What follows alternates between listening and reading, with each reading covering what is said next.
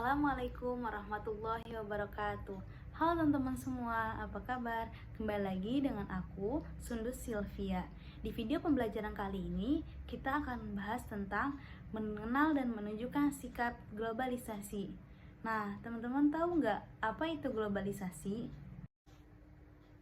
Nah, globalisasi merupakan fase perubahan secara global atau menyeluruh yang dialami oleh masyarakat dunia akibat dari adanya integrasi sosial, budaya, ilmu pengetahuan, teknologi, ekonomi, dan politik dari hasil kerjasama antar negara di dunia. Dan globalisasi juga dapat didefinisikan secara perubahan sosial yang terjadi di seluruh masyarakat dunia di mana tidak adanya lagi batasan-batasan yang dimiliki bagi antar negara di dunia. Globalisasi mempengaruhi segala aspek kehidupan masyarakat di dunia yang mengarahkan kepada dampak positif maupun negatif. Selanjutnya, faktor pendorong terjadinya globalisasi. Yang pertama itu, pesatnya pengembangan teknologi komunikasi. Perkembangan teknologi komunikasi dan informasi yang berkembang pesat mempercepat terjadinya proses globalisasi di dunia. Negara yang memiliki infrastruktur teknologi komunikasi dan informasi dapat menggunakan di skena perkantoran, pusat bisnis, dan perumahan. Dengan demikian, anak usia sekolah hingga di atas kerja dapat memanfaatkan teknologi komunikasi dan informasi dalam mengakses ilmu dan data sesuai dengan kebutuhan tanpa terbatas jarak geografisnya. Yang kedua, integrasi ekonomi dunia. Globalisasi juga terjadi karena adanya integrasi ekonomi dunia. Perekonomian global tidak lagi hanya didasarkan pada pertanian atau industri, tetapi didominasi kegiatan perekonomian tanpa robot dan tidak terwujud. Produk perekonomian ini berupa informasi, perangkat lunak, produk media hiburan, dan jasa berbasis internet. Nah, yang ketiga, perubahan politik dunia. Menurut Anthony Giddens, perubahan politik dunia merupakan kekuatan penggerak adanya globalisasi. Salah satunya yaitu runtuhnya Imperium Uni Soviet, munculnya mekanisme pemerintahan internasional dan organisasi regional seperti PBB dan Uni Eropa, serta munculnya organisasi non-pemerintahan internasional dan antar pemerintah. Runtuhnya Uni Soviet mendorong banyak negara bergerak dari perekonomian terpusat ke sistem ekonomi dan politik ala Barat, seperti Ukraina, Hungarian, Polandia, Ceko, negara Baltik, dan negara di Asia Tengah. Sementara itu, organisasi internasional mendukung pembahasan dan penyelesaian isu internasional seperti adanya WWF, Dokter Lintas Batas, Palang Merah, dan Amnesty Internasional dalam usaha perlindungan lingkungan dan kemanusiaan. Nah, yang keempat, berkembangnya perusahaan-perusahaan transnasional.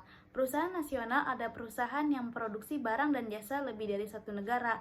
Perusahaan transnasional merupakan jantung perekonomian global karena menjadi penyebar teknologi baru di berbagai belahan dunia dan menjadi pelaku utama di pasar uang internasional. Perusahaan transnasional dibentuk 3 pasar regional berpengaruh, yaitu pasar tunggal Eropa, Asia Pasifik, dan Amerika Utara. Nah, selanjutnya ciri-ciri dari globalisasi. Yang pertama yaitu perubahan konsep. Era globalisasi membuat perubahan konsep antara ruang dan waktu, sehingga setiap orang akan mudah mengakses apapun yang mereka inginkan hanya menggunakan teknologi. Yang kedua, pasar produksi. Setiap negara akan saling bergantung satu sama lain. Hal ini disebabkan oleh pertumbuhan perdagangan internasional. Organisasi semacam WTO juga mempengaruhi perilaku pasar dan produksi. Yang ketiga, meningkatkan interaksi.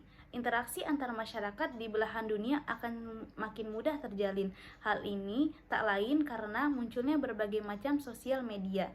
Yang keempat, menularnya kebudayaan. Informasi yang mudah diperoleh menyebabkan pertukaran kebudayaan makin mudah didapat. Misalkan melalui film, musik, dan fashion.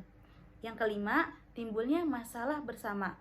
Lantaran kompleksnya jalan perekonomian dan perdagangan, hal ini juga memicu timbulnya masalah dari berbagai negara, misalnya inflasi regional, masalah lingkungan hidup, dan lain sebagainya. Dampak terjadinya globalisasi. Dampak positif terjadinya globalisasi yaitu kemudahan memperoleh informasi dan ilmu pengetahuan, kehidupan sosial ekonomi yang meningkat, kemajuan dalam bidang teknologi, komunikasi, transportasi, dan informasi yang memudahkan manusia. Dampak negatif terjadinya globalisasi yaitu diantaranya gampangnya budaya barat masuk dan mempengaruhi nilai-nilai budaya lokal, lunturnya nilai-nilai kebudayaan seperti gotong royong dan musyawarah bersama, serta rusaknya lingkungan dan meningkatnya polusi udara dan maraknya penyeludupan barang-barang ilegal maupun terlarang. Karakteristik dari globalisasi diantaranya yaitu yang pertama, adanya perkembangan berita dan interaksi kultural melalui informasi berita di surat kabar, media massa, majalah, koran, televisi, dan melalui buku-buku yang ada di dalam penerapan mengalami keberagaman cara. Yang kedua, adanya konflik dan masalah bersama dalam masyarakat luas dan bisa meluas menjadi persoalan dunia yang harus sama-sama segera diselesaikan, yaitu berhubungan dengan adanya kerusakan lingkungan alam berupa pencemaran limbah industri pada laut, atau pemanasan global yang mempunyai dampak buruk bagi seluruh kehidupan makhluk bumi agar tidak menjadi penyebab terjadinya tindakan penyalahgunaan kewenangan. Ketiga, adanya aktivitas interaksi dan pertukaran budaya antar satu negara dengan negara lain tanpa kita sadari. Keempat, adanya perubahan perkembangan ekonomi global di seluruh dunia termasuk perdagangan dan ekspor dan impor. Kelima, perubahan kemajuan dan perkembangan teknologi di segala aspek yang tidak mengenal ruang dan waktu serta tanpa bisa dicegah oleh siapapun. Nah, mungkin cukup sampai di sini dulu materi tentang mengenal dan menunjukkan sikap terhadap globalisasi. Kurang lebihnya mohon maaf. Wassalamualaikum warahmatullahi wabarakatuh. Dadah.